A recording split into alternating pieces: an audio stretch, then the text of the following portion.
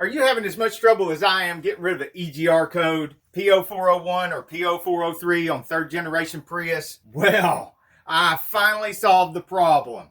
And it's not the usual suspects, but it is less than $100, and it would have been a lot less work than all that other stuff I did leading up to this fix. Insanely cool cars, tool reviews, and auto repair videos. Okay, so check this out. 2010 Prius, 2CR engine, 1.8 liter, EGR code, just will not go away. Brand new EGR valve. Tried cleaning out the heat exchanger for the EGR. That didn't fix it. Replaced the EGR heat exchanger with a brand new one. Still didn't fix it. Cleaned out all this pipe. Took all the intake completely off and cleaned out the intake. You may have seen my video on that. A very thorough cleaning, including all the passageways going this way at each individual cylinder, and even reached down in there and cleaned out the ports on the head, cleaned the valve stems the best I could, got it all cleaned out real nice, put it back together. Very hopeful, you know, thinking, oh man, this is going to get it. There's going to be no EGR code. Bull. Man, still EGR code. Still engine light on.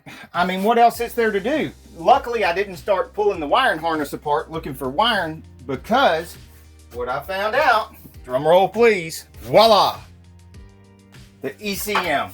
I replaced the ECM and no more code.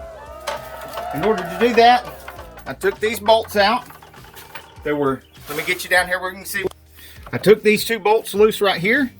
That made this be able to wiggle around and move. That little bit of extra room made this job so much easier to get this ECM out of here.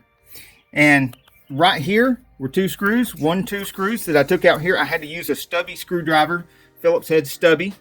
And then I took this one bolt out right here. And of course my Ryobi 344 made that really easy to get these bolts and these bolts. Then I'm not going to pull these back, but these do lever back. And then the connector comes off, and this one levers this way.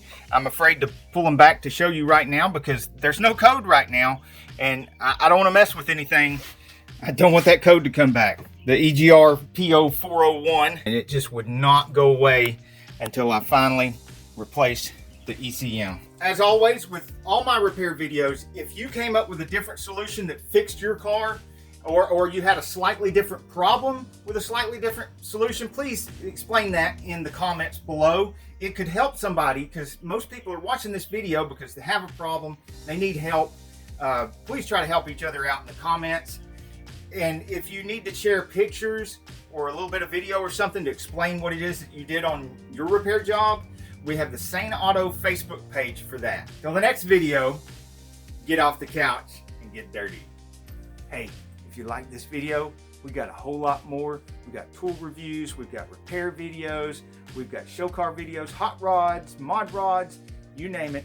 If it's got wheels on it and an engine, it's probably on this channel.